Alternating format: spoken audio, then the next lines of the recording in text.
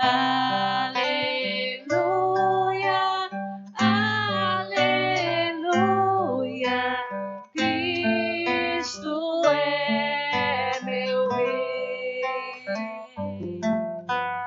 Aleluia, aleluia, a minha alma abre-rei. Aleluia, aleluia, Cristo é meu Rei. O Senhor esteja convosco. Ele está no meio de nós. Proclamação do Evangelho de Jesus Cristo segundo Lucas. Glória a vós, Senhor. Naquele tempo, o Senhor escolheu outros 72 discípulos e os enviou 2 a 2 na sua frente e toda a cidade e lugar aonde ele próprio devia ir. E dizia-lhes: A messe é grande, mas os trabalhadores são poucos. Por isso, pedi ao dono da messe que mande trabalhadores para a colheita. Eis que vos envio como cordeiros para o meio de lobos. Não leveis bolsa, nem sacola, nem sandálias, e não cumprimenteis ninguém pelo caminho. Em qualquer casa que entrardes, dizei primeiro: a paz esteja nessa casa. Se ali morar um amigo da paz, a vossa paz repousará sobre ele. Se não, ela voltará para vós. Permanecei naquela mesma casa. Comei e bebei do que tiverem, porque o trabalhador merece o seu salário. Não passeis de casa em casa. Quando entrardes numa cidade e fordes bem recebidos, comei o que vos servirem. Curai os doentes que nela houver, e dizei ao povo: o reino de Deus está se aproximando de vós. Mas quando entrardes numa cidade e não fordes bem recebidos, saindo pelas ruas, dizei: até a poeira de vossa cidade que se apegou aos nossos pés, sacudimos contra vós. No entanto, sabei que o reino de Deus está próximo. Eu vos digo que naquele dia, Sodoma e Gomorra será tratada com menos rigor do que essas cidades. Palavra da salvação. Glória a vós, Senhor.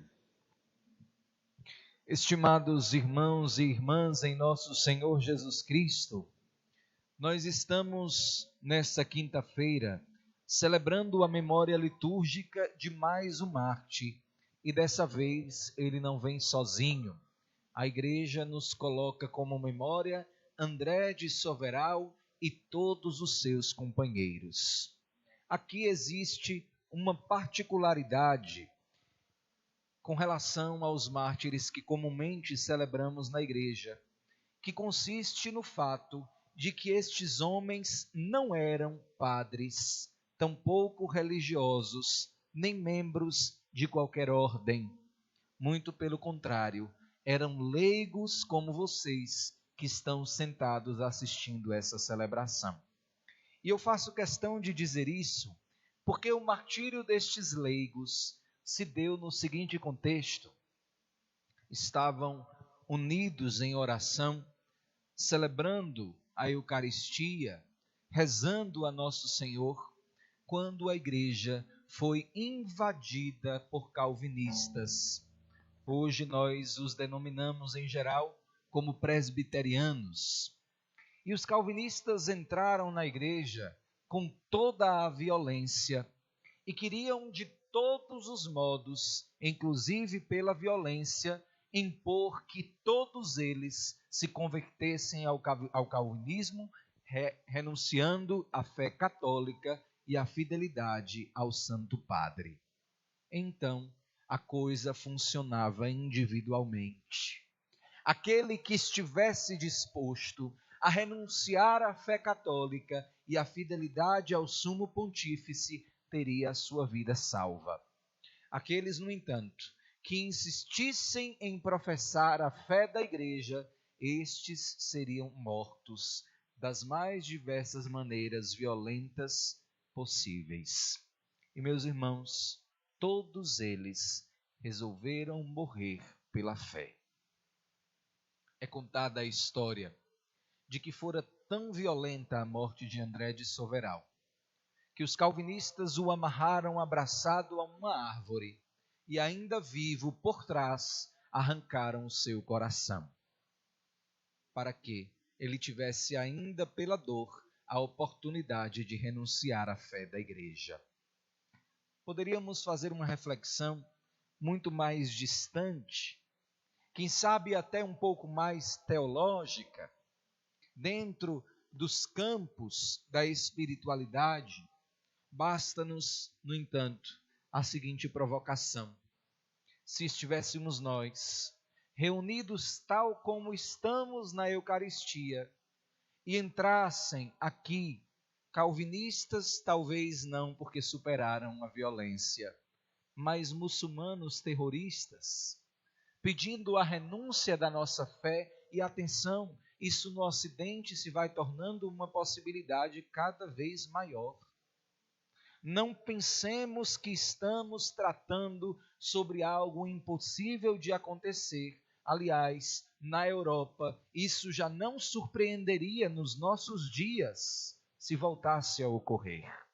Qual seria a sua resposta? Estaria disposto e disposta com tudo que possui.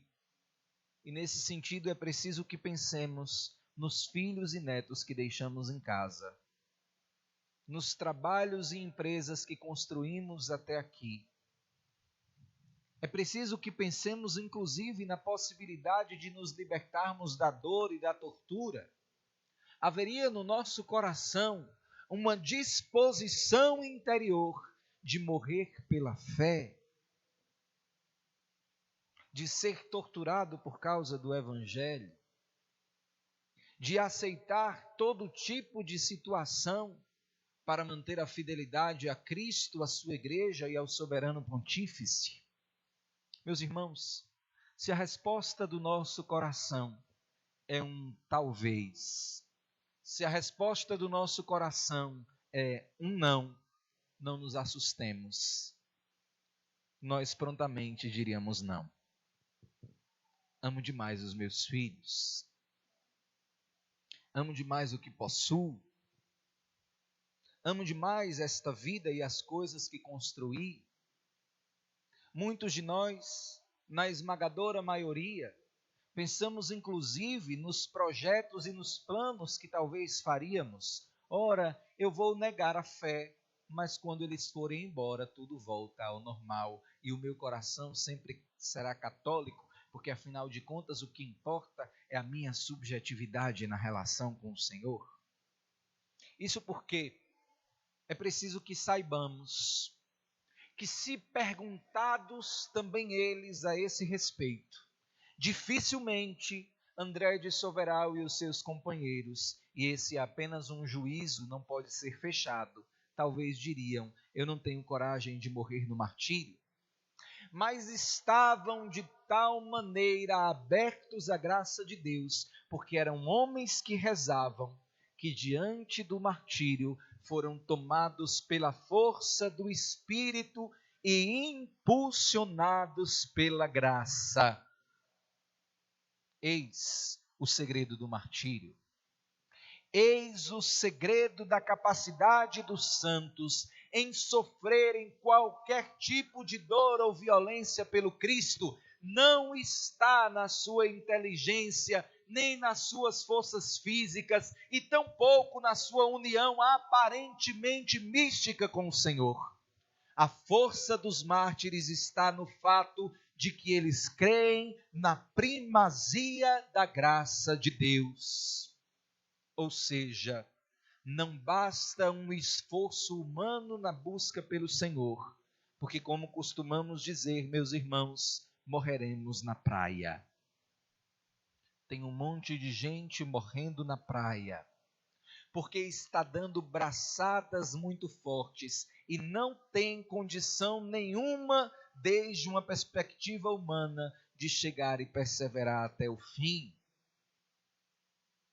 Muitas vezes eu recebo irmãos e irmãs, muitos dos quais recém-convertidos, apavorados porque não conseguem crescer na fé. Quantos de vocês já não me disseram alguma vez: Padre, eu me lembro aquele tempo em que rezar para mim era tão fácil e tão bom. Me lembro com saudade aquele tempo em que a oração fluía naturalmente e eu me sentia uma pessoa unida a Deus. Eu não consigo rezar. Quem aqui já não disse alguma vez: eu não consigo rezar? Levante o braço. Quem disse alguma vez: eu não consigo rezar? Erga bem alto o seu braço. Bem-vindo ao clube, nós já somos vários. Existem dias e existem situações em que nós não conseguimos rezar. Eu desejo ser de Deus, mas existe alguma força interior que me paralisa e eu não consigo encontrar-me com o Senhor. Eis, meus irmãos e minhas irmãs, a lição que Deus nos dá. É Ele quem tira do seu coração esse desejo humano, passivo e emocional de rezar, para que a primazia da graça ocupe, como pressupõe o termo, o primeiro lugar na sua vida. Para que a excelência da oração não seja resultado dos seus esforços, mas da ação da graça de Deus, porque Ele deve ser glorificado, porque nele habita a nossa força, porque nele está o impulso que nos conduzirá, se preciso for, ao martírio. Não se preocupe quando não houver vontade de rezar. E o que fazer, Padre, quando é completa a ausência do desejo pela oração? Meus irmãos, aqui está a primeira oportunidade que Deus nos dá para sofrermos a tortura do martírio. Claro que as proporções são bem diferentes, mas não existe, meus irmãos, nada mais torturador do que estar em um lugar que nós não gostaríamos de estar. Eu não sei se você já viveu essa situação, de ter que ir a determinados ambientes por obrigação, de ter que lidar inclusive com pessoas que talvez nós não nutrimos nenhum tipo de simpatia, porque fomos obrigados pelas circunstâncias. Você certamente já viveu a experiência de ir a algum lugar e ofereceram ali uma comida que você odeia. Lasanha de berinjela. Tem gente que gosta aqui, que eu sei. Eu tenho horror. E você comeu por educação, porque se sentiu coagido e obrigado pela circunstância. Que coisa desagradável. Talvez vivemos situações um pouco mais trágicas. Eu me lembro que aos 9 anos de idade, mais ou menos, o meu padrinho comprou o primeiro carro, ele era bancário, e me convidou para ir visitar uma tia minha, que morava num povoado perto de Ponto Novo, Queimadas, chamado Espantagado, longe que só. E eu fui atrás, a minha madrinha com ele na frente, e no meio do caminho eu vomitei o banco inteiro. Na primeira semana de carro novo, um Uno meio azulado, esverdeado, eu me lembro perfeitamente. Que situação desagradável, vergonhosa, difícil. Meus irmãos, todas essas pequenas violências, tal como ir no dentista ou fazer quimioterapia porque estamos com câncer, são desagradáveis, mas nós nos submetemos a elas porque fomos obrigados pela circunstância. Ora, a circunstância da tua salvação deve te obrigar a viver e a se submeter à violência da oração, que não está no campo da vontade, mas da decisão de fazer aquilo que te obriga a tua consciência, unir-me ao meu Senhor. É um impulso da graça. um impulso da graça que forma o nosso coração. Ninguém imagine que o Evangelho de nosso Senhor é aquela coisinha muito linda e agradável. Quem vai celebrar hoje a missa é o Padre fulano. Eu saio da missa me sentindo tão bem, então eu vou. Eu vou para o encontro tal, na Canção Nova, porque a Canção Nova é um pedacinho do céu.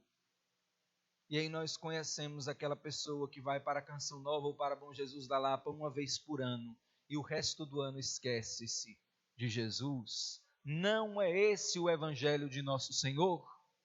O de nosso Senhor nos compromete com a realidade do céu. Pressupõe uma abertura da natureza para que a graça entre e nos impulsione a viver tudo aquilo que é necessário para salvar a nossa alma, com violência de coração, porque todos nós precisamos ser pequenos mártires. Diga para quem está do seu lado: eu desejo.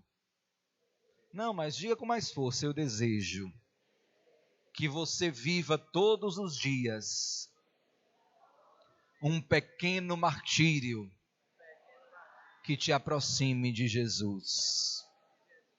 Meus irmãos, que coisa linda será se chegar o dia em que nós enchermos esta igreja de pequenos mártires, que um dia, porque tiveram as suas vestes todos os dias com violência de coração, alvejadas no sangue do Cordeiro, estarão diante do seu trono com incenso, oferecendo louvores e intercedendo pelos justos. Para isso é preciso que queiramos, porque quando damos um passo ao encontro de Deus, a graça se adianta e vem até nós.